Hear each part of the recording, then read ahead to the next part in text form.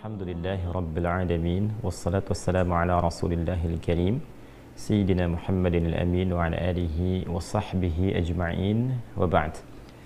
Saudara-saudariku, semoga Allah subhanahu wa ta'ala senantiasa merahmati kita semua dimanapun kita semua berada.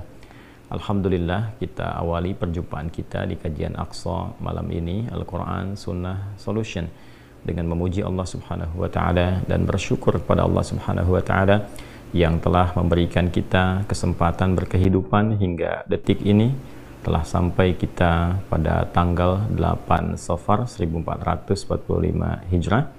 Semoga sampai detik ini kita diberikan kemampuan, kekuatan dan bimbingan dari Allah subhanahu wa ta'ala melalui sunnah Rasulullah SAW untuk meningkatkan takwa kepada Allah subhanahu wa ta'ala dengan sebenar-benarnya takwa, dan diberikan kemampuan untuk menjaga iman dan Islam kita sehingga kita bisa kembali kepada Allah dalam keadaan insya Allah menjadi muslim yang baik.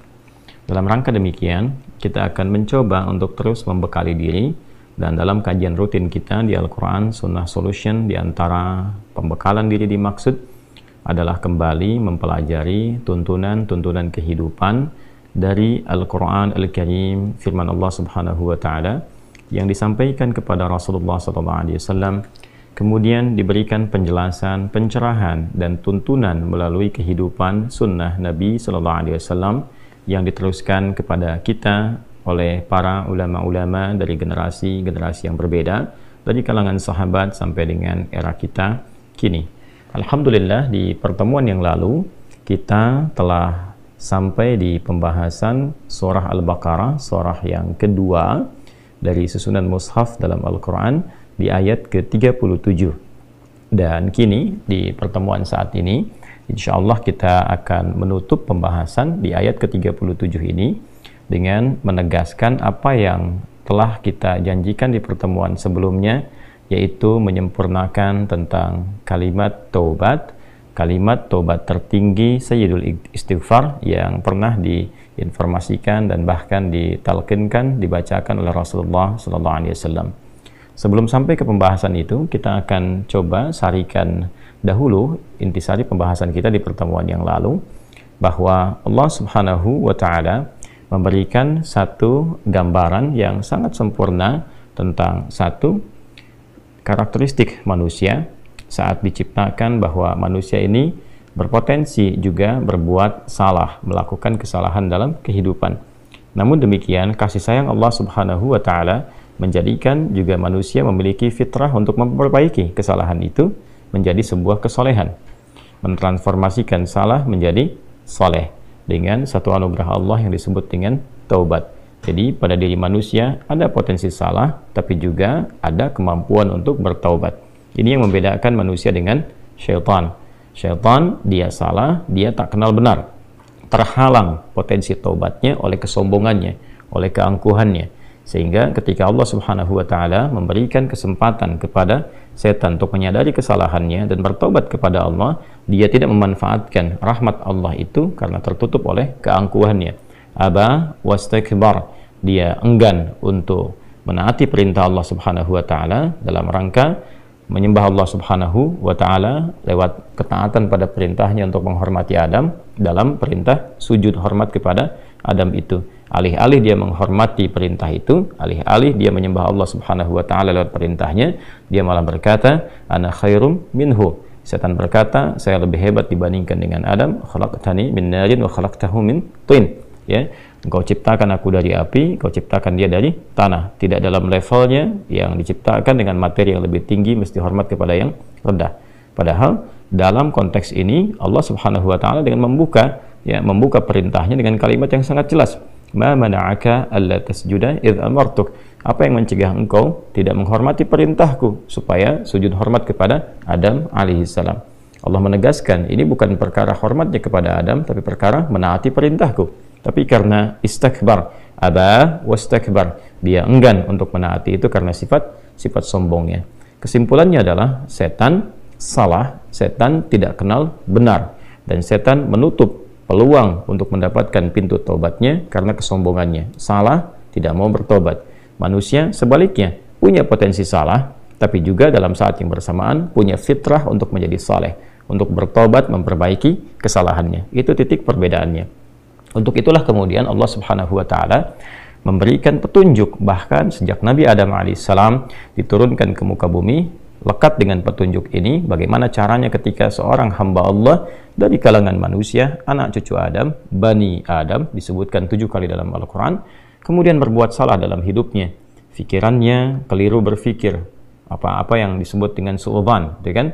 Dia kemudian negative thinking, salah berpikir, salah menduga, salah mengira. Kemudian pandangannya salah melihat, telinganya salah mendengar, lisannya salah bertutur. Maka bagaimana kemudian cara memperbaiki itu semua? Diturunkan oleh Allah Subhanahu wa taala satu petunjuk untuk kembali menjadi soleh, memperbaiki semua yang salah tadi, sehingga bagian-bagian tubuh kita yang pernah berbuat salah diperbaiki itu dan diarahkan kepada yang soleh. Maka pembuka dari semua rumusan taubat ini dibukalah di surah Al-Baqarah di ayat ke-37 yang detil pembahasannya telah kita uraikan di pertemuan yang lalu. Saat Allah Subhanahu wa taala berfirman, A'udzubillahi minasyaitonirrajim. Bismillahirrahmanirrahim. Fatalaqa Adamu min rabbih kalimatin fataba 'alaihi innahu huwat tawwabur rahim. Maka Adam alaihissalam ditalqinkan, mendapatkan dan mengambil serta mengamalkan. Talaqa mendapati, mengambil dan mengamalkan.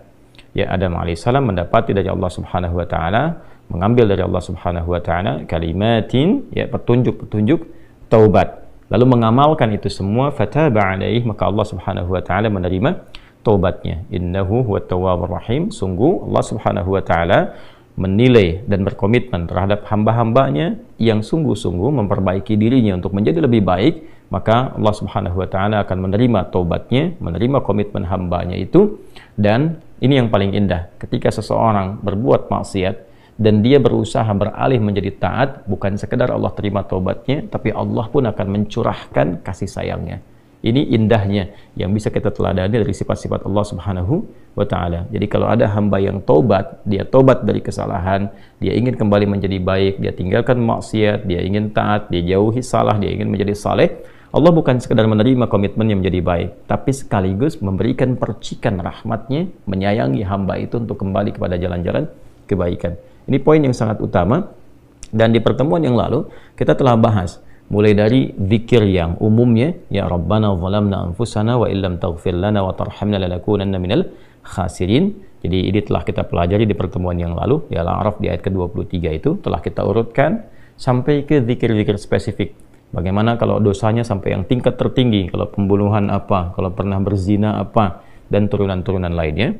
Nah, sekarang kita akan masuki satu pembahasan yang utama, apa yang telah kami janjikan dengan izin Allah Subhanahu wa taala di pertemuan yang lalu, bahwa semua akumulasi kalimat-kalimat taubat dari satu gambaran perbuatan maksiat, bahkan bila pun ada seseorang merasa berbuat salah dalam hidupnya, entah berapa banyak kesalahan yang telah ia kerjakan, dan ia juga merasa bingung, zikir apa yang harus ia bacakan, kalimat apa yang harus ia mohonkan kepada Allah, sekiranya Allah berkenan untuk menerima taubatnya dan memercikan kasih sayang kepadanya, sehingga ia bisa beralih dari sifat-sifat salah, pelaku maksiat, kepada sifat-sifat soleh, menjadi hamba yang taat. Itulah yang akan kita uraikan di pertemuan kali ini. Insyaallah kita akan mengambil satu hadis yang diriwayatkan oleh Al-Imam Al-Bukhari. Jadi kita dapati dari 97 topik itu, di Al-Bukhari itu ada 97 topik, teman-teman. Dari sekian hadis, kurang lebih 7.000 hadis, ya, baik yang disampaikan setiap temanya ataupun juga disebutkan di tema lain, kurang lebih ada 7.000. Kemudian dibagi kepada 97 topik, 97 tema. Di setiap tema itu biasanya ada tema, ada subtema, ya kan? Nah, di subtema itu nanti akan dimulai dengan ayat Qur'annya dulu, lalu dari formulasi ayat Qur'an ini diturunkan hadis-hadisnya. Nah, pembahasan kita ini ada yang tercantum di tema ke-80, ya, atau topik ke-80 Kitabud Da'awat. Jadi ada Kitabud Da'awat, topik ke-80, nomor hadisnya 6306. Ya, di subtopik yang kedua, Bab Afdhalil Istighfar. Saya ulangi, ada di tema ke-80, jadi dari 97 tema, 97 topik, ada di tema ke-80, Kitabud Da'awat, ya, bimbingan doa-doa. Kemudian di subtopik yang kedua, Bab Afdhalil Istighfar, subtopik tentang Afdhalil Istighfar, istighfar yang paling utama. Jadi dari sekian banyak kalimat-kalimat istighfar, ini puncaknya. Ya, nanti kita akan lihat. Baik, kita langsung saja. Bismillahirrahmanirrahim. Qala al-musannifu rahimahullahu ta'ala, Imam Al-Bukhari menyampaikan dalam kitabnya, kita langsung ke subtopik yang kedua di kitab Da'awat. Babu afdalil istighfar. Ya, bab tentang subtopik tentang afdalil istighfar, keutamaan istighfar, istighfar yang paling utama. Ya, di sini lebih tepat kita pahami sebagai istighfar yang paling utama, afdalil istighfar. Jadi kalau ada kalimat-kalimat permohonan ampunan, ini yang paling utama. Wa qaulihi ta'ala, adapun firman Allah Subhanahu wa taala yang terkait dengan pembahasan ini. Jadi ini yang paling menarik di kitab Sahih Al-Bukhari itu, sebelum masuk ke hadisnya, beliau rahimahullahu taala menyantumkan terlebih dahulu ayat-ayat Quran yang terkorelasi dengan itu. Ini menunjukkan kefaqihan Al-Imam Al-Bukhari. Jadi bukan sekedar ahli hadis, tapi juga beliau ahli Al-Quran, faqih, dia tahu konstruksi sebuah hukum, formulasinya, oh ini ayatnya, ini hadisnya. Maka dari kita memahami ayat saja, kemudian juga memahami penjelasan dalam hadisnya, kita sudah bisa mengetahui ini arahnya kemana, konstruksinya seperti apa. Ini diantara kefaqihan Al-Imam Al-Bukhari rahimahullahu ta'ala. Wa qaulihi ta'ala, adapun firman Allah Subhanahu wa taala yang terkait dengan topik ini, yaitu istighfar yang paling utama, yaitu di Quran surah Nuh ya, ayat 10 sampai 12 ya, kita sampaikan dulu ayatnya. A'udzubillahi minasyaitonirrajim. Bismillahirrahmanirrahim. Istaghfiru rabbakum innahu kana ghaffara. Di sini dipotong di bagian intinya, jadi untuk mendapatkan pemahaman yang terkait dengan pembahasan langsung ya, atau kalau kita mau sempurnakan dari awal ayatnya, di ayat 10 itu faqultu astaghfiru rabbakum innahu kana ghaffara. Di lisan Nabi Nuh alaihissalam sudah diajarkan ya, sejak eranya Nabi Nuh alaihissalam, bahwa orang-orang yang berbuat salah itu ya diingatkan potensinya, ada rahmat Allah Subhanahu wa taala untuk memperbaiki kesalahannya sehingga menjadi saleh. Ya, ini satu fitrah. Jadi di setiap era itu selalu percikan rahmat Allah itu diberikan kepada setiap hamba yang melalui utusan-utusan Allah. Di era-eranya ada rasul ya, ada nabi, kemudian rasul nabi berhenti ya dengan hadirnya Nabi Muhammad SAW dan wafatnya beliau, selesai era kenabian, selesai era kerasulan. Maka semua petunjuk-petunjuk yang telah sempurna itu diteruskan oleh sahabat beliau dari kalangan ulama. Nanti kalangan ulama ini mengajarkan kepada ulama di generasi selanjutnya, di tabi'in, tabi'ut tabi'un, sampai kemudian kepada kita. Ya, ini pakemnya sudah ada. Jadi dalam diri kita ini boleh jadi setiap manusia itu kan tidak ada yang suci ya, kecuali para nabi dan rasul yang memiliki sifat maksum, dijaga dari kesalahan. Boleh jadi saya, Anda, kita berbuat satu kesalahan, tapi rahmat Allah menjadikan kita itu mendapatkan fitrah untuk memperbaiki itu. Nah, ini yang nggak dimiliki oleh setan. Setan itu salah ya salah, kan? Salah ya salah. Jadi ketika dia berusaha untuk mendapatkan rahmat Allah pun dengan taubat itu selalu terhambat dengan kesombongannya, istakbar itu. Ya, satu kali ditawari untuk bisa mendapatkan ampunan pun, ya lalu diberikan satu syarat untuk hormat kepada jasadnya Adam pun, kan? Itu tetap kemudian dia abai. Sekali lagi saya ingatkan untuk menekankan bahwa kita ini tercipta sebagai manusia, bukan setan. Ya, sepanjang kita menyadari kita manusia dan berbuat salah, maka aktifkan sinyal taubat itu. Ya, sejak di era sebelumnya, bahkan di era Nabi Adam alaihissalam turun ke muka bumi, kemudian juga berkeluarga, ya risalah-risalah tentang taubat itu selalu kemudian disampaikan. Nah, di era Nabi Nuh alaihissalam, rasul pertama. Jadi kalau Adam itu nabi yang pertama, Nuh alaihissalam rasul yang pertama. Umatnya salah, maka dengan kasih Allah Subhanahu wa taala diturunkanlah kemudian pengingat. Ya, lewat fitrah kemanusiaan ini, lewat Nabi Nuh alaihissalam disampaikan, faqultu astaghfiru rabbakum innahu kana ghaffara. Ya, maka aku tegaskan kepada kalian, istaghfiru rabbakum, cepat istighfar, cepat balik lagi, ambil kalimat-kalimat ampunan, ambil kalimat-kalimat tobat ya dari Allah Subhanahu wa taala, menggunakan Rabb tuh yang telah menciptamu, merawatmu, menyayangimu, mengingatkan. Jadi Rabb itu ada nilai-nilai rububiyah di dalamnya. Ya, ada sifat-sifat rububiyah. Ya, bukan sekedar mencipta, tapi juga merawat, memberikan perhatian, memberikan kebutuhan. Kalau dalam bahasa bebasnya Allah seakan ingin mengatakan, hei, aku kan yang cipta engkau, ya kan? Engkau berbuat salah, aku berikan kesempatan untuk saleh. Aku kirimkan di kalimat taubat, aku berikan kesempatan untuk memperbaiki diri. Kenapa engkau nggak ambil, ya kan? Ya, indah sekali gitu. Ya, aku ciptakan engkau salah, aku berikan jalan saleh. Kenapa ketika aku berikan jembatan untuk memperbaiki diri, engkau tidak ambil? Maka lewat Nabi Nuh alaihissalam, sejak di era kerasulan pertama itu diingatkan. Sampai nanti puncaknya di era Nabi Muhammad sallallahu alaihi wasallam. Faqultu astaghfiru rabbakum innahu kana ghaffara. Kata Nabi Nuh alaihissalam, aku tegaskan, innahu kana ghaffara. Sungguh Allah subhanahu wa ta'ala itu telah menetapkan pada dirinya bahwa ia maha mengampuni seluruh dosa-dosa. Jadi ada ghafir, ya, ada ghaffar, ada ghafur, dan nanti dilekatkan dengan rahim pada puncaknya. Ya, misalnya di surat Ghafir di ayat yang ketiga, ghafiridz dzambi wa qabilit taubi, itu menggunakan kata ghafir. Lalu kalau kita jadikan superlatif, ya, dinaikkan lagi tingkatnya menjadi lebih banyak, terus mengampuni dosa, mengampuni lagi, itu dirubah kalimat dari ghafir menjadi ghaffar. Kalau tanpa batas diberikan kemudian sifat yang ketiga yaitu ghafur.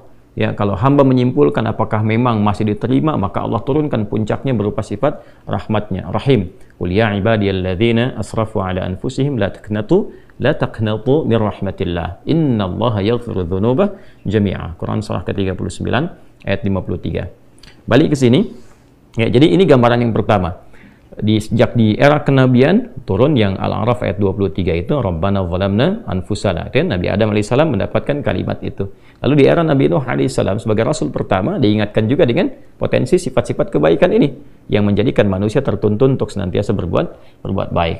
Lalu apa sifat rahmatnya? Ya, kalau kita kembalikan ke konstruksi Al-Baqarah ayat 37, tadi kan saya katakan di awal, ya, Allah menegaskan seorang yang taubat ingin merubah dirinya dari salah menjadi saleh, bukan sekedar dituntun oleh Allah, tapi juga dipercikan kasih sayang Allah kepadanya. Rahmat Allah diberikan.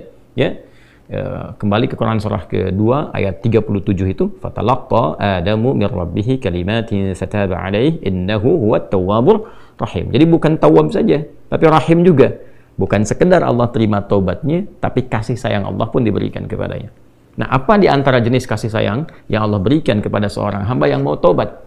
Ya, maka diteruskan ayatnya sampai 12 di sini. Imam Al-Bukhari menyantumkan di sini sampai ayat 12, yursilis samaa'a 'alaikum midrara wa yumdidkum bi amwalin wa banina wa yaj'al lakum jannatin wa yaj'al lakum anhara. Allahu akbar.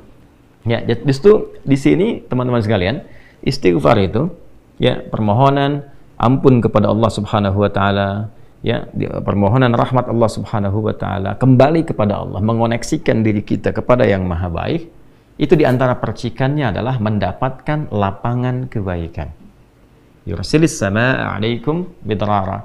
Ya, walaupun Anda mendapatkan kesulitan dalam berkehidupan, bahkan yang sifatnya luas, ya, secara sosial, kalaupun tanahnya gersang, ya, kalaupun kemarau berkepanjangan, itu ternyata dengan satu daerah itu, satu desa itu, satu wilayah itu mengoneksikan diri mereka kepada Allah, beristighfar. Ini faedahnya istighfar. Dengan beristighfar kepada Allah, taubat dari maksiat, ternyata bisa mendatangkan rahmat bukan hanya untuk pribadinya, untuk satu wilayah. Ya, ini pelajaran dari Quran. Ya, Allah akan memberikan kesan begini, jangankan bagi setiap personalnya, setiap orangnya, ya kan? Ada masalah sekampung pun, contohnya kekeringan misalnya, contohnya kemarau, lalu sekampung itu, ya, atau ada orang-orang soleh di situ yang membiasakan taubat kepada Allah, istighfar kepada Allah, mengoneksikan dirinya kepada Allah, ya kan? Itu luar biasa, percikan rahmat Allah. Ya, apa diantaranya? Yursilis sama, ya, 'alaikum midrara. Allah memerintahkan kepada langit itu untuk menurunkan hujan, ya, dengan curah yang memberikan maslahat. Kemudian wa yumdidkum bi amwalin wa banina. Ya, lantas kemudian melapangkan kepada engkau urusan hartamu, ya, bahkan memberkahi engkau dengan keturunan-keturunan yang baik. Jadi masya Allah, ya, orang tua yang rajin istighfar, suami yang rajin istighfar, itu ternyata bukan sekedar menjadikan ia mendapatkan penerimaan taubat. Dia berhenti dari perbuatan maksiat, usaha-usaha yang tidak baik, dagang yang tidak benar, itu kan perbuatan curang, ya, perbuatan menipu, perbuatan-perbuatan yang tidak elok, korupsi, jauhi potensi itu. Disogok dia hindari, diajak korupsi dia jauhi dan sebagainya. Lalu konsisten pada kebaikan dan dia isi dengan istighfar. Astaghfirullahalazim, astaghfirullahalazim. Rabbana zalamna anfusana wa illam taghfir lana wa tarhamna lanakunanna minal khasirin. Dia konsisten pada kebaikan itu, wa yumdidkum bi amwal. Allah akan lapangkan dia pada harta-harta yang lebih berkah. Allahu akbar. Ya.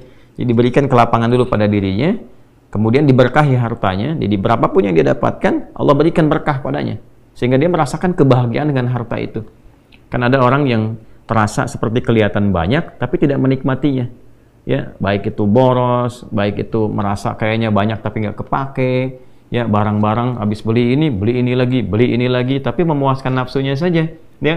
Temannya ngajak begini, dia harus terpaksa beli, kadang-kadang ngutang, atau mungkin dia dapatkan sesuatu tapi jalan-jalan yang haram, jalan yang salah. Dia tidak menikmatinya, dan ini yang paling bahaya. Ya, ini yang paling bahaya. Lawan lapang kan sempit. Jadi hartanya kayak banyak, tapi menyempitkan kehidupan rumah tangganya. Ya, hubungan suami istri jadi nggak enak, dengan anak jadi nggak nyaman. Itu ciri keberkahan biasanya, ya, ciri keberkahan yang tidak didapatkan. Jadi kalau berkah itu dapat, walaupun terlihat kuantitasnya nggak sama dengan orang, dia 100 juta, ini 1 juta, tapi kenikmatannya luar biasa. Ya, di rumah ada kebahagiaan, hubungan menjadi nyaman, apa yang ditata itu bermanfaat, yang dimakan menjadi daging, dari daging itu terkonstruksi menjadi pengetahuan, jadi macam-macam, jadi energi, ya energinya dipakai pada kebaikan. Sebaliknya yang terlihat seperti banyak, kayaknya banyak nih, ya, tapi tidak memberikan kebahagiaan. Di rumah nggak bahagia, tidak memberikan dampak energi positif, keibadah jadi malas. Ya, itu ciri pertama kalau harta kurang berkah itu, apalagi tidak berkah, itu pasti menurun kesolehannya, meningkat kesalahannya. Pasti itu. Ya, jadi mulai menurun nih, sholat mulai menurun, baca Quran mulai menurun. Nah, kesalahan mulai meningkat. Makan mulai salah, minum mulai salah. Yang tadinya minum yang baik-baik, sekarang minum yang tidak baik dan sebagainya. Nanti kalau sudah begini, pasti hubungan di rumah tangganya pun nggak akan jadi baik gitu. Ya, dan itu akan terbawa dalam kesempitan. Nah, cara untuk mengatasi itu, ini balik ke Quran surah Nuh tadi, di ayat 10 sampai dengan ayat 12. Kalau kita menyadari kemudian itu salah, lantas ingin memperbaiki diri, kembali kepada Allah, perbaiki diri kita, ya, lalu mengingat Allah, menyesali apa yang telah dilakukan, berjanji untuk berbuat baik, itu tidak tanggung apa yang Allah jawab. Ya. Kalaupun ada satu kelapangan yang tidak berkah tadi, diganti oleh Allah, dihilangkan yang kurang baiknya, dilapangkan dengan yang baik-baiknya. Lalu setelah itu dijaga keluarganya. Jadi memberikan kesan bahwa ada hubungan yang korelasi secara langsung antara harta dengan keluarga, dengan anak keturunan. Jadi hati-hati, saya ingatkan kepada para ayah, pada saya pribadi dan kita semua, jangan sampai membawa yang haram ke rumah. Sekali lagi, jangan sampai membawa yang haram ke rumah. Jadi kalau istri sudah memasak itu di dapur, menjadi makanan, dikonsumsi oleh anak-anak jadi daging, ya, dikonsumsi jadi daging nih, itu jadi karakter. Ya, itu sudah fitrah, sudah umum begitu. Jadi kalau dia baik, akan membentuk kebaikan. Kalau nggak baik, akan merubah ya, pada keburukan. Kontrolnya susah di situ. Ya, sangat sulit sekali. Nah, caranya tadi kembali kepada Allah, tinggalkan yang kurang baik tadi, nanti Allah rubah. Ya, cara dia mendapatkan harta itu, walaupun awalnya terlihat nggak nyaman, karena kan merubah diri, mengeluarkan yang kotor dulu. Ya, kalau terlalu banyak kotoran, mandi kan ya agak cukup pekat tuh mandinya, bersihkan lagi, terasa nggak seperti biasa. Tapi setelah dibersihkan semua jadi enak kan? Nah, itulah agama begitu, dibersihkan yang kotor itu kayaknya awalnya nggak enak, tapi kemudian hati menjadi lapang. Yang diberikan kelapangan hati dulu. Ya, begitu hatinya lapang, baru nanti Allah buka jalan. Ya, setelah hatinya lapang, bagus, dan dinilai baik ini punya kemampuan untuk bertindak dan mengelola apa yang didapatkan, dilapangkanlah rezekinya, karena dia sudah dinilai pandai untuk mengelolanya. Setelah itu diperbaiki keturunannya. Ya. Wabanina wa yaj'al lakum jannatin wa yaj'al lakum anhara. Bahkan setelah itu dibikin kaya lebih dari sebelumnya. Ya, asetnya ditambah lagi, diberikan kenikmatan hidup, ya, sampai dijaga hingga kembali kepada Allah Subhanahu wa taala. Itu faidah istighfar. Jadi kalau kita biasakan bertekad, berniat memperbaiki diri dari yang salah menjadi baik, itu Allah sudah berikan motivasi. Aku bukan hanya terima taubatmu, tapi aku rubah keadaan hidupmu lebih istimewa, lebih mahal nilainya dibandingkan dengan keadaan sebelumnya yang terlihat seperti fata morgana. Kemudian dikuatkan dengan Quran surah ketiga Ali Imran ayat 135, ya.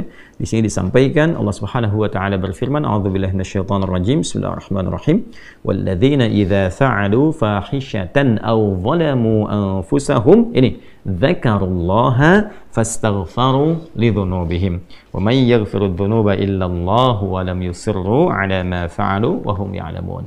Di highlight di sini di firman Allah Subhanahu wa taala, dzakarullaha fastaghfaru lidzunubihim.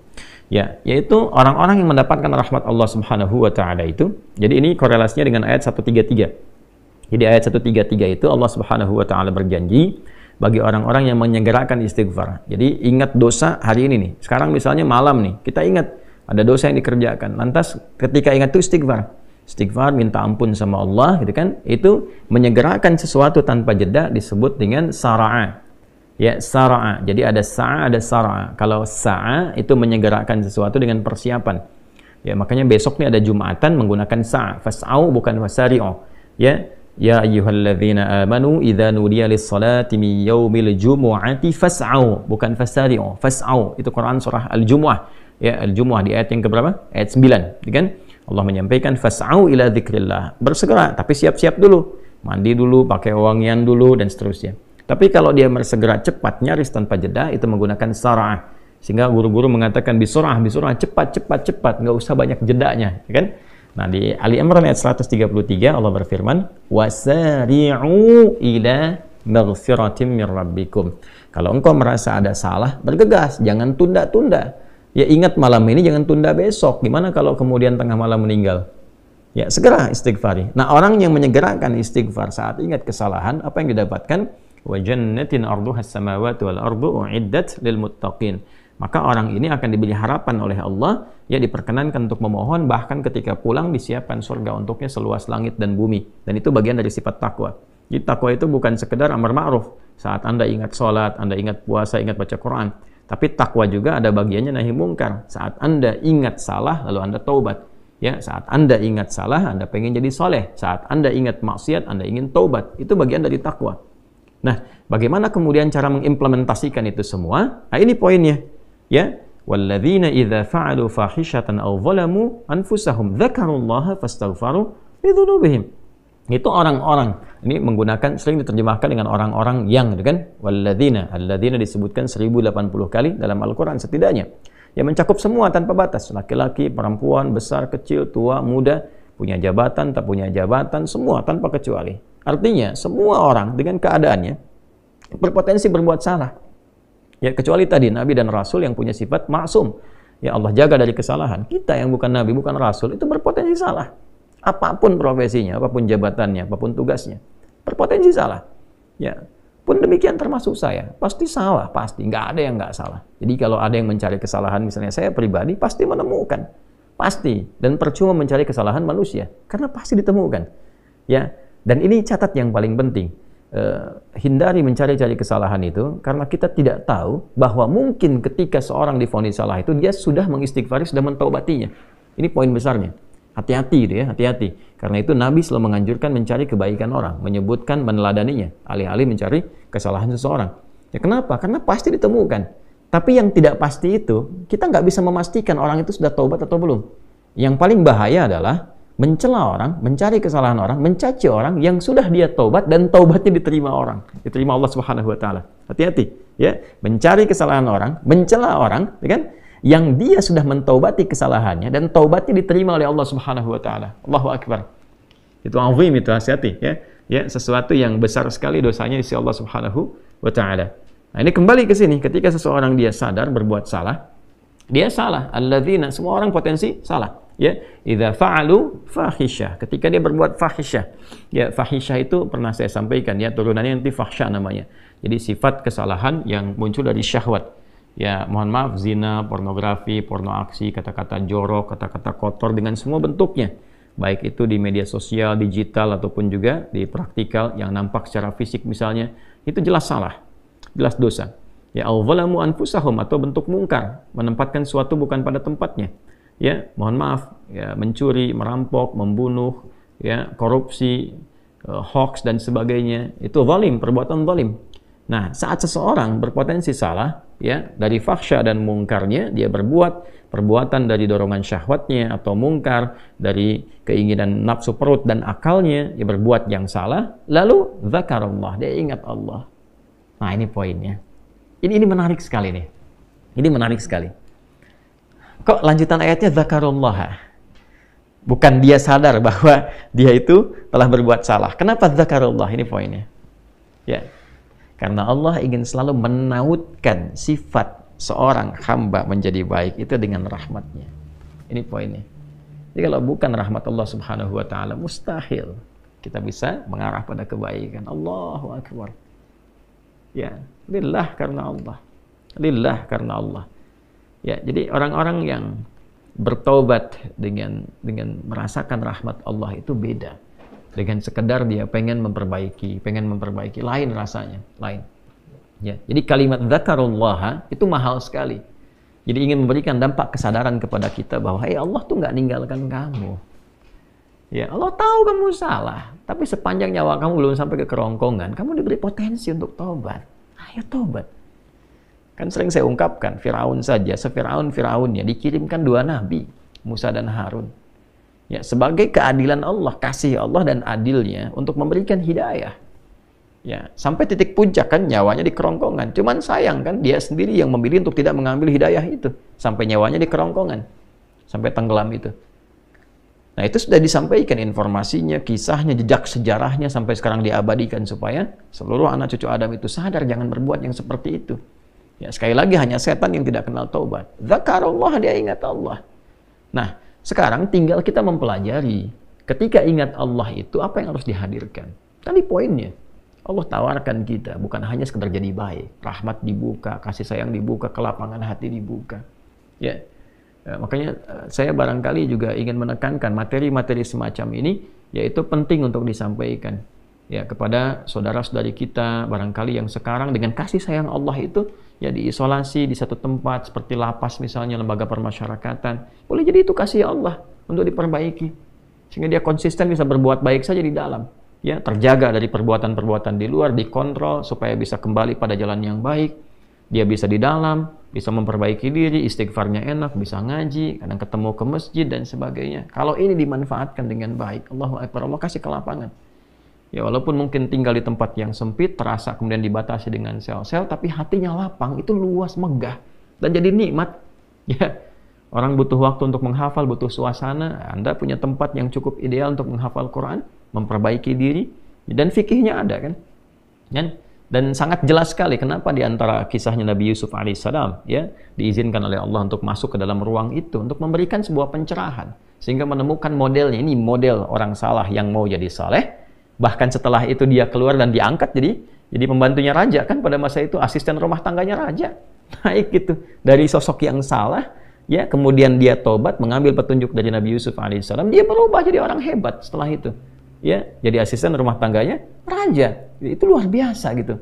Ya, tapi yang memilih kemudian untuk jalan-jalan keburukan tetap bertahan di dalamnya selesai gitu. Ya, ini tawaran sesuatu yang indah. Ya, bahkan ada juga yang terakhir ini yang paling luar biasa. Orang yang sudah mendapatkan ancaman hukuman ya sampai kemudian juga mengakhiri kehidupannya, tapi dia mau bertobat. Ya, maka dia bisa mengakhiri kehidupannya itu dengan apa yang telah ditetapkan misalnya. Kan kita nggak tahu garis takdir itu bagaimana. Ya. Wallahu alam, tiba kemudian manusia memberikan hukuman, tapi Allah dengan kehendaknya merubah itu semua, bisa berubah.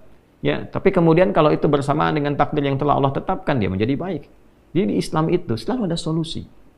Selalu ada solusi dan pedomannya mengantarkan pada kebahagiaan. Itu poin tertingginya. Nah, balik ke kita, tarik lagi. Dalam hidup nggak ada orang suci. Nggak ada orang yang nggak pernah salah. Pasti pernah berbuat salah. Dan sebaik-baiknya orang salah itu adalah orang yang mau memperbaiki kesalahannya sehingga dia merubah salah menjadi saleh. Dia merubah maksiatnya menjadi taubat. Nah, di titik inilah kemudian dia mesti ingat Allah. Nah, saat ingat Allah itu yang diingat itu bukan sekedar Allah, bukan. Ingatlah bahwa ketika dia taubat, serius taubat, Allah menerima taubatnya dan merubah keadaan hidup dia menjadi lebih baik dari sebelumnya. Maka kalau sudah sadar dengan itu cepat. Nah, huruf yang menunjukkan cepat tanpa jeda itu pakai fa. Dzakarullaha fastaghfaru lidzunubihim. Maka cepat bergegas dia taubat saat itu juga. Jadi kalau malam ini kita ingat misalnya salah, segera taubat, istighfar. Ya, Nabi itu sampai menegaskan, aku ini dalam sehari itu beristighfar ya pada Allah Subhanahu wa taala lebih daripada 70 kali. Nanti di hadis berikutnya tuh, ya di nomor hadis 6307 itu ya, subtopik yang ketiga itu ditekankan sekali Nabi menyampaikan demikian. Ya, sebagai contoh tentunya kepada kita, contoh kepada kita. Nah, ini teman-teman sekalian poinnya. Jadi ini ayat motivasi awal ayat yang ditampilkan oleh Imam Al-Bukhari untuk menunjukkan sekali lagi bahwa beliau ini bukan sekedar menampilkan hadis, tapi paham antara korelasi hadis sebagai tafsir dari ayat Al-Quran. Ini konstruksi ayatnya, ini hadisnya. Nah, di titik tadi kita kan baru sampai ke titik motivasi kan, termotivasi kita dengan ayat-ayat Allah yang disampaikan tadi. Ini surah Nuh ya ayat 10 sampai 12, ini surah Ali Imran ayat 135. Lantas kita bertanya, cara taubatnya gimana? Bacaan apa yang dibacakan? Titik ini kan?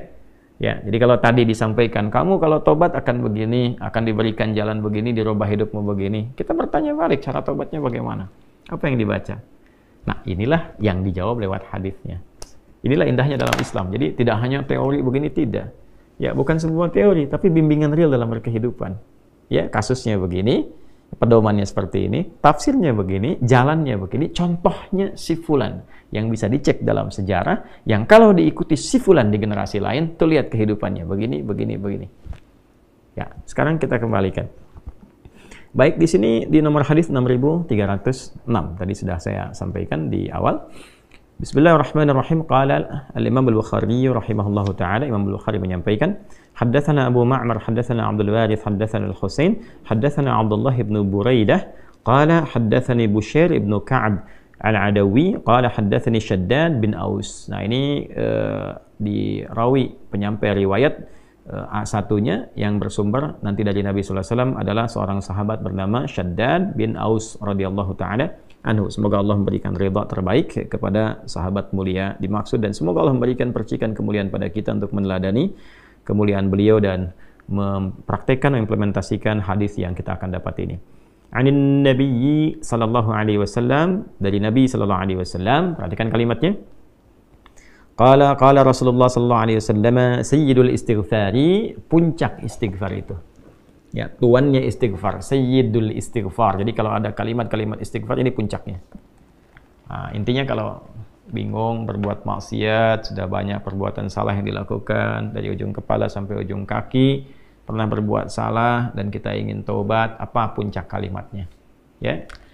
Yuk kita bacakan. Bismillahirrahmanirrahim. Sayyidul istighfari, puncak istighfar itu antaqula, ya, engkau berkata, kata Nabi sallallahu alaihi wasallam, ya, engkau memohon kepada Allah. Perhatikan kalimatnya. Allahumma anta rabbi.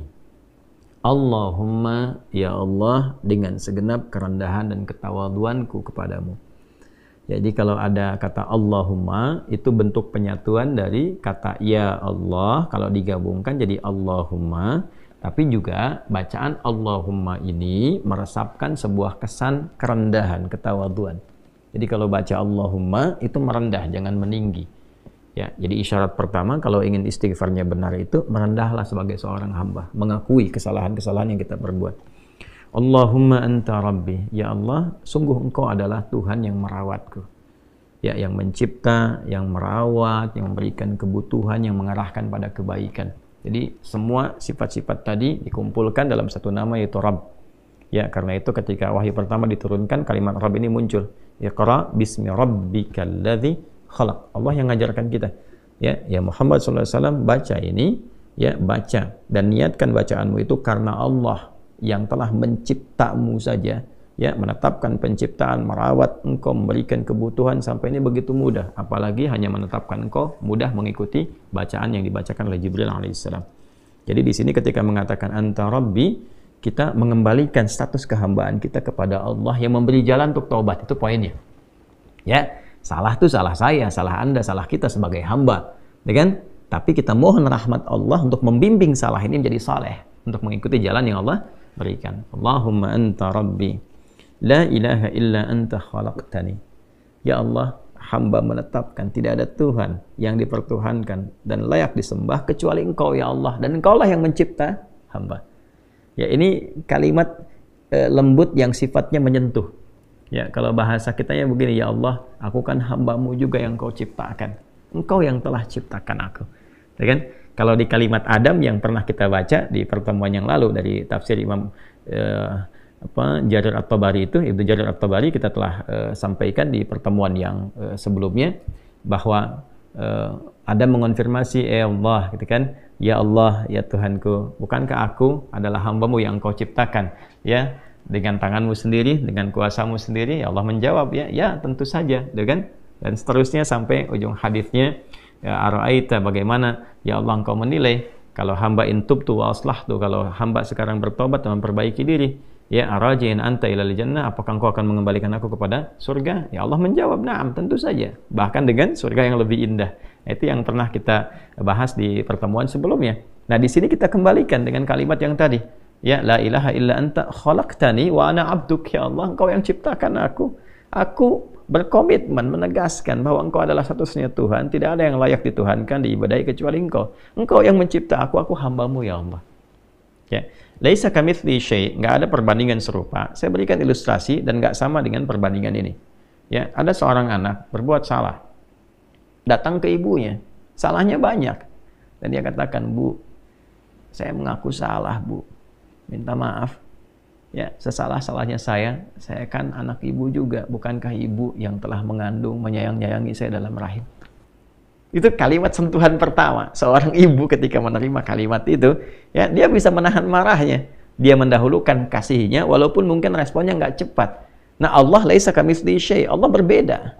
Ya, justru Allah mengajarkan kita dengan kalimat-kalimat baik tadi itu sebagai keteladanan. Kalau ada nanti praktek dengan manusia salah, masuklah dengan cara-cara yang lembut, gitu kan? Sedangkan Allah mengajarkan kepada kita, mohon nih, lewat Nabi Muhammad SAW diajarkan oleh Nabi, nih, mohonlah kepada Allah dengan kalimat yang menyentuh. Ya, karena Allah itu maha latif, maha lembut, maha perasa, masuk dengan nilai rasa yang tinggi. Ya, Allahumma anta rabbi la ilaha illa anta khalaqtani wa ana 'abduk. Ya Allah, Engkau yang merawatku, Engkau Tuhan, Engkau yang berikan kecukupan dalam kehidupan. Aku yang berkomitmen gak ada Tuhan yang layak dipertuhankan, yang layak disembah kecuali Engkau. Engkau yang menciptakan aku hambamu, ya Allah. Ya, Allahu Akbar. Kemudian wa ana ala ahdika wa wa'dika mastata'at. Ya Allah, aku berkomitmen. Aku ingin memperbaiki diri dan aku tetap dalam komitmen ala ahdika wa wa'dika. Aku berkomitmen untuk mengikat syahadatku kepadamu. Ya, ahdi itu jadi satu komitmen perjanjian ta'ahud kita dengan Allah Subhanahu wa taala bahwa kita bertauhid kepadanya. Ya, itu ada di Quran surah ke-7 Al-A'raf di ayat 172.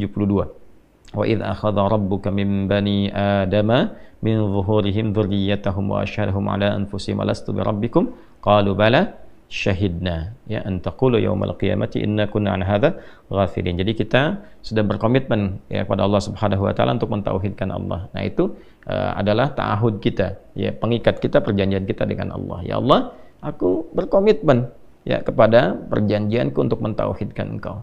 Aku bertobat, aku akan menjaga tauhid ini, mengesahkan Engkau, menjauhi syirik, ya, menuhankan hanya Engkau saja. Kemudian juga wa ala wa'dika, dan aku pun yakin dengan janjimu. Ini apa yang Allah janjikan kalau kita baca di hadis yang lain, di hadis Muslim, ya, di antaranya misalnya, ya, siapa yang man qala la ilaha illallah wa la yusyriku bihi syai'a atau kama qala Rasulullah SAW, ya, siapa yang mengatakan la ilaha illallah, komitmen pada itu dia praktekkan, wa la yusyriku bihi syai'a, dan tidak musyrik selama hidupnya, dia jaga dari syirik, dia tobati dirinya, jaga dari syirik, dia mengucapkan la ilaha illallah, mempraktekkan itu, menjaga syirik, dakhalal jannah, kalau wafat dia berpotensi masuk surga. Ya, dan itu janji Allah. Nah, seakan kita mengatakan, ya Allah, aku bertobat, aku hamba-Mu, Engkau yang menciptakan aku, ya Allah. Ya, aku berjanji mulai detik ini akan komitmen kepada syahadat. Dan aku pun, ya Allah, merasakan betapa Engkau menepati janji-Mu untuk memberikan kemuliaan bagi orang-orang yang memegang teguh syahadat kepadamu dan menghindari perbuatan buruk yang Engkau perintahkan untuk menjauhinya. Kemudian semampu aku, ini indah nih, Nabi mengajarkan semampu aku. Ya, nah, memang ini bawaan manusia nggak bisa sempurna. Ya, kadang-kadang sudah taubat, ada salah lagi, ya, dorong lagi pakai kalimat ini, dorong lagi sampai kemudian dia merasakan kenikmatan taubat. Ya, kemudian a'udzubika min syarri ma sana'tu. Nah, ini poinnya. Ya Allah, hamba menyadari hamba salah. Hamba ingin kembali kepadamu, memegang teguh komitmen kebaikan, menjaga itu sampai wafat sehingga mendapatkan janjimu. Ya, semampu hamba, ya Allah. Namun hamba sadar, hamba punya kelemahan, seringkali dalam nafsu ini mendorong hamba berbuat maksiat. Maka hamba mohon perlindungan kepadamu dari semua potensi buruk yang mungkin dilakukan oleh diri hamba ini. Ini yang menjaga seseorang setelah dia bertobat, setelah dia mengacu pada salah, ya, dia dijaga supaya nggak salah lagi, mengacu pada soleh, dijaga supaya nggak salah lagi. Ya, sekali lagi, teman-teman, kalimat ini yang menjaga seseorang hamba yang sudah tobat untuk tidak berbuat maksiat lagi. Kalimat ini yang menjaga seorang hamba yang telah mengacu kepada soleh untuk tidak berbuat salah lagi. Ini poinnya. Ya, jadi seringkali ada pertanyaannya, ya Ustadz, saya itu sudah tobat tapi kadang dikerjain lagi. Nah, ini kalimatnya sudah dicakup oleh Nabi. Wa'udzubika min syarri ma sana'tu. Setelah kita tobat, kita minta, ya Allah, aku mohon perlindungan darimu dari potensi keburukan yang mungkin dikerjakan oleh diriku setelah taubat ini.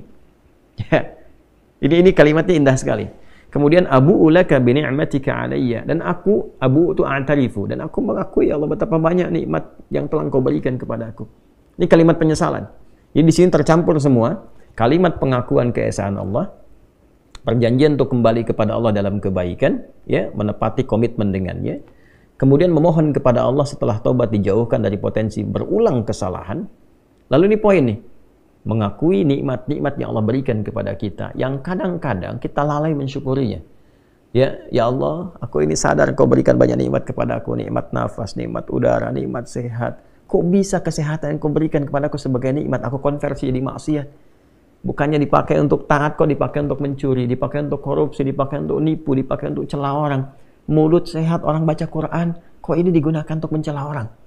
Tangan sehat orang gunakan untuk berbuat yang baik, memberi, mengerjakan yang baik-baik, kok digunakan untuk bikin hoax, untuk bikin status yang buruk, ya, untuk melakukan tindakan kekerasan dan sebagainya. Maka kita menyadari, ya Allah, Kau mengakui nikmat-Mu kepada aku begitu banyak, ya. Kemudian wa abu'u laka bidzambi. Nah, ini poin yang tadi saya sampaikan. Tapi aku pun mengakui, ya Allah, aku belum mampu mengonversi nikmat tadi dengan bentuk ketaatan. Alih-alih aku taat, aku berbuat maksiat, aku sadar, ya Allah. Nah, ini petunjuk kalau mau tobat, sesali dengan penuh kesadaran, ingat maksiatnya. Latih diri kita untuk menangis. Dilatih, gitu kan? Sehingga terasa bebannya itu keluar, hatinya jadi lapang. Orang kalau salah nangis itu nanti yang beban itu keluar lewat air mata, yang hati yang tadinya itu sempit jadi lapang. Ya, jadi lebih terbuka. Faghfirli fa innahu la yaghfiru dzunuba illa ant. Sampai sini. Nanti setelah itu, setelah sadar, nah jadi indah sekali. Setelah komitmen, sadar, pengakuan, penyesalan, keluar air mata, hati lapang, faghfirli. Baru saat hati lapang itu minta, ya Allah ampuni hamba. Fa innahu la yaghfiru dzunuba illa ant. Sungguh hamba berharap, bermohon kepadamu, bertumpu kepadamu, karena nggak akan mungkin ada yang mengampuni dosa hamba kecuali Engkau. La yaghfiru dzunuba illa anta. Ya, nggak ada yang bisa mengampuni dosaku kecuali Engkau. Indah sekali kalimat. Sampai sini teman-teman. Ya. Allahumma anta rabbi la ilaha illa anta khalaqtani wa ana abduk. Ya, kemudian wa ana ala ahdika wa wa'dika mastata'tu. A'udzu bika min syarri ma sana'tu. Abu'u laka bi ni'matika 'alayya. Kemudian wa abu'u laka bidzambi faghfirli fa innahu la yaghfiru dzunuba illa ant. Sampai sini kalimatnya. Ya, saya baca ulang ya, teman-teman. Saya bacakan lebih agak lambat sedikit, nanti teman-teman bisa rekam atau nanti bisa ingat-ingat. Insya Allah nggak panjang kok. Ya. Nanti dibacakan kalau bisa sih malam-malam habis tahajud atau setelah setiap kesempatan sholat. Ya. Bismillahirrahmanirrahim. Allahumma anta rabbi la ilaha illa anta khalaqtani wa ana abduk wa ana ala ahdika wa wa'dika mastata'tu a'udzu bika min syarri ma sana'tu abu'u laka bi ni'matika 'alayya wa abu'u laka bi dzambi faghfirli fa innahu la yaghfiru dzunuba illa ant. Saya terjemahkan sambil baca. Allahumma, ya Allah, dengan segala kerendahan diri hamba memohon kepadamu. Anta Rabbi, sungguh Engkaulah Tuhan yang merawat, memberikan kebutuhan, mencipta hamba, memberikan jalan kebaikan pada hamba. La ilaha illa ant. Hamba menetapkan tidak ada Tuhan yang layak dipertuhankan, yang layak disembah kecuali Engkau saja. Khalaqtani wa ana abduk. Sungguh Engkau yang telah menciptaku, ya Allah. Sungguh akulah hamba-Mu. Wa ana ala ahdika wa wa'dika mastata'tu. Ya Allah, aku berkomitmen untuk memegang teguh perjanjianku denganmu, dan aku berkeyakinan bahwa Engkau pun akan menepati janjimu kepada aku. Aku berusaha mewujudkan itu sesuai dengan kemampuanku. A'udzubika min syarri ma sana'tu. Ya Allah, setelah permohonan taubat ini, komitmen ini, aku mohon perlindunganmu, ya Allah. Aku berlindung kepadamu dari segala potensi buruk yang mungkin terjadi dari dalam diriku yang aku perbuat. Abu'u laka bi ni'matika 'alayya. Aku menyadari, mengakui, ya Allah, betapa besar nikmat-Mu yang Kau berikan kepadaku. Wa abu'u laka bi dzambi. Dan aku pun menyadari, ya Allah, belum mampu mensyukuri nikmat-nikmat tadi. Bahkan lebih sering aku berbuat dosa, kesalahan dibandingkan mensyukuri nikmat-Mu kepadaku. Faghfirli. Aku mohon, ya Allah, ampuni diriku. Fa innahu la yaghfiru dzunuba illa ant. Maka sungguh aku sangat berkeyakinan, ya Allah, tidak ada satupun yang mampu mengampuni dosaku kecuali Engkau saja. Bila mampu kita mengamalkan ini dengan baik, minimal ya kita dalam sekehidupan tuh bisa membacakan ini. Minimal lah dalam selama hidup paling sedikitnya bisa pernah baca ini. Ya, sebetulnya kalau bisa minimal sehari baca, sehari sekali baca ya, kita sama-sama menguatkan. Nah, wa man qalaha minan nahar muqinan biha famata min yaumihi qabla an yumsiya fahuwa min ahlil jannah. Ini garansi dari Nabi. Orang yang mampu mengatakan ini, jadi mendawamkan dia baca ini ya, dia baca ini ya minan nahar di waktu siang. Nah, misalnya muncul dari pagi itu ya, beraktivitas ya, dia baca ini, dia mengoreksi kesalahannya, bermuhasabah, dia baca nih muqinan biha dan yakin dengan semua janji-janji yang disampaikan dalam kalimat ini, dengan komitmennya, dengan janji Allah kan, dengan keyakinan bahwa Allah akan merahmati dan sebagainya. Lalu dia minta kepada Allah, tiba kemudian dia wafat di waktu itu, sebelum datangnya sore. Dia wafat itu.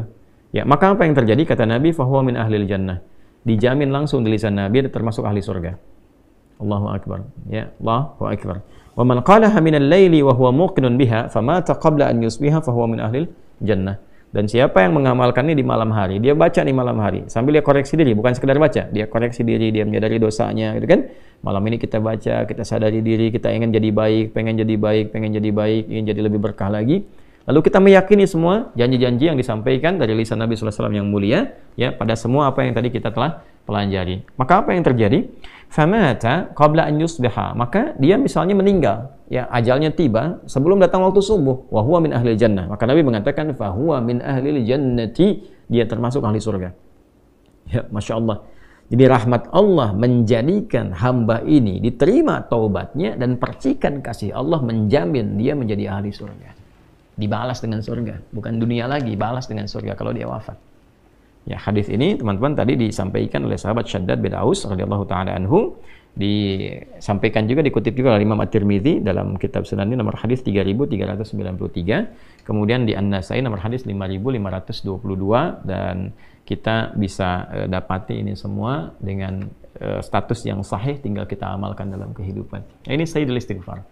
Ya, maka dengan demikian insya Allah tertutup pembahasan kita di kesempatan kali ini untuk mengurai Quran surah ke-2 Al-Baqarah di ayat ke-37. Nah, berapa kali dibacakan ini?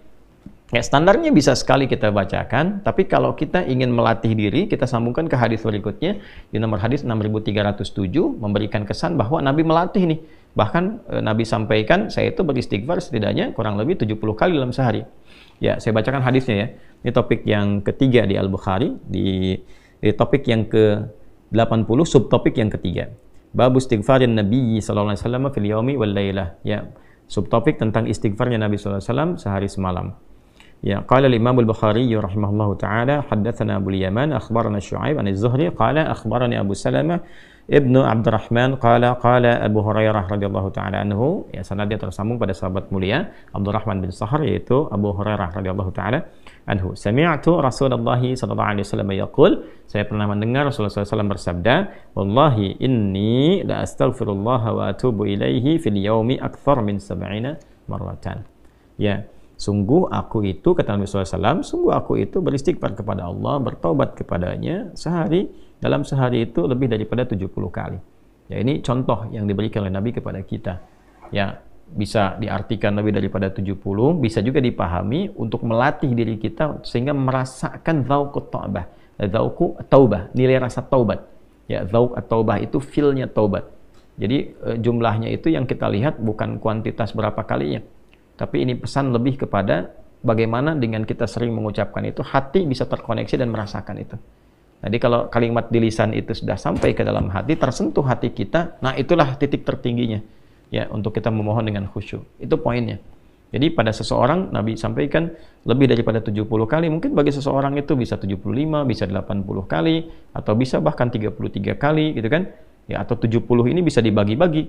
Ya, kalau dibagi misalnya kepada harian, dari 5 kali waktu sholat, ya, kita bisa temukan dalam setiap kali waktu sholat, misalnya kita 15, ya, selain yang subhanallah, alhamdulillah, Allahu akbar, yang 33 kali itu, kemudian kan istighfar. Ya, istighfarnya itu bisa 15, ya, kalau dikalikan 5 kan 75. Ya, dalam sehari itu lebih daripada 70 kali masuk ke sini. Bukankah setelah sholat kan kita istighfar dulu kan? Astagfirullahaladzim, astagfirullahaladzim, astagfirullahaladzim, alladzi la ilaha illa huwal hayyul qayyum wa atubu ilaih. Ya kan? Digabungkan ini.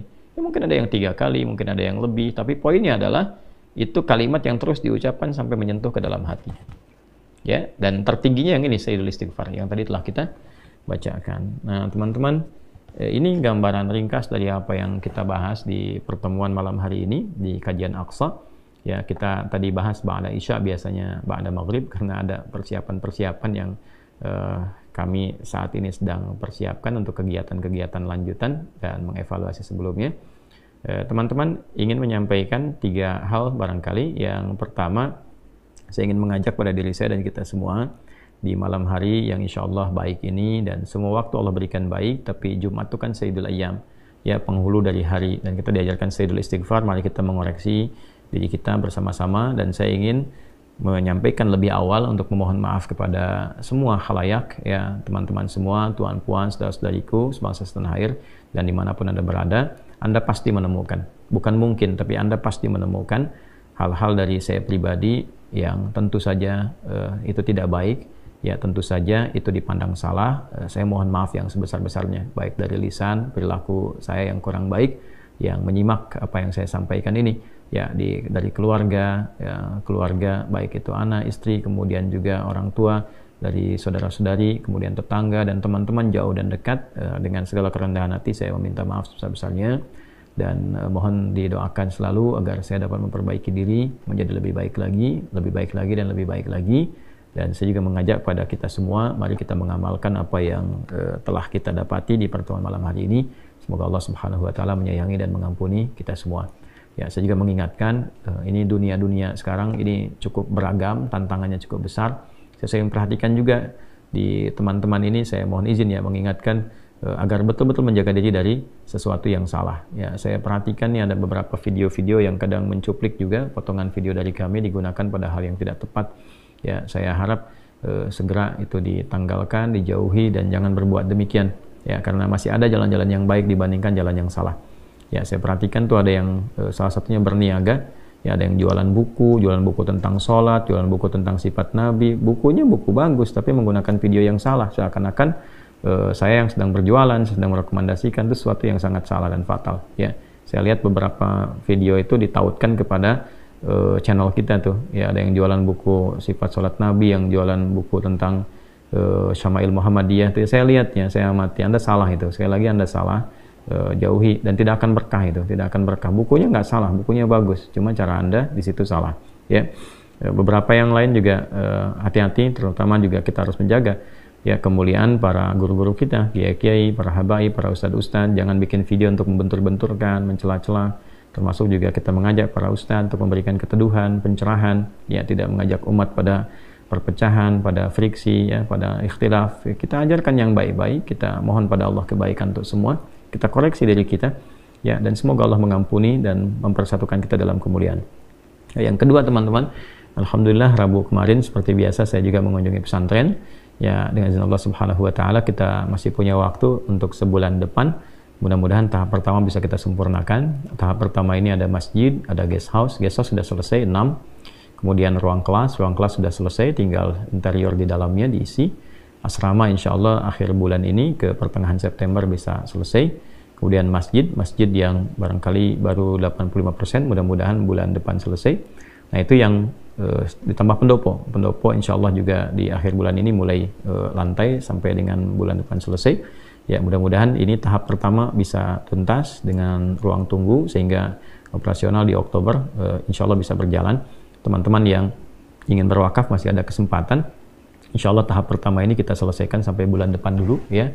Masih di rekening yang sama, Bank Syariah Indonesia, BSI, nomor 111, 3 kali 1-nya, 111, 4444, 4 kali 4-nya, kemudian 142, 111, 4444, 142, atas nama Ma'had Islam Rafi'ah Akhyar. Ma'had Islam Rafi'ah Akhyar, ya, dipersilahkan teman-teman nanti untuk menjadi wakaf. Itu wakaf, ya, untuk semuanya, tidak ada yang terkait dengan pribadi, dan mudah-mudahan sekali lagi diberkahi oleh Allah Subhanahu wa taala. Yang ketiga, saudara-saudariku yang ada di Medan, insya Allah besok kami ada terjadwal di Medan, ya di Masjid Al-Musannif, ya di Masjid Al-Musannif. Mohon izin, mohon maaf karena terbatas kesempatannya, hanya satu waktu itu saja. Saya akan hadir di sana sebelum Jumat sampai dengan setelah Jumatan. Ada sesi kami tausiah, kemudian setelah itu memimpin khutbah Jumat, dan setelah Jumat kami akan kembali lagi ke Jakarta untuk jadwal berikutnya. Terima kasih dan berjumpa esok untuk teman-teman yang di Medan. Maafkan saya, semoga Allah menyayangi dan meridai kita semua. Teman-teman yang tidak di Medan tersambung juga dengan channel ini, insya Allah ditayangkan juga, dan semoga Allah ridai kita semua dalam kebaikan. Maafkan saya. Subhanakallahumma bihamdika nasyhadu an la ilaha illa anta nastaghfiruka wa natubu ilaik. Allahumma tubna ilaika taubatan nasuha ya arhamar rahimin. Ighfir lana dhunubana ya Allah kama ghafarta ibadakas salihin was salihat wa alhiqna ma'ahum ma'al ladzina an'amta 'alaihim minal nabiyyin was-siddiqin wasyuhada'i was-salihin wa hasuna ulaika rafiqa. Wa sallallahu ala sayyidina Muhammad wa ala alihi wa sahbihi ajma'in. Wa akhiru da'wana alhamdulillahi rabbil alamin. Assalamualaikum warahmatullahi wabarakatuh.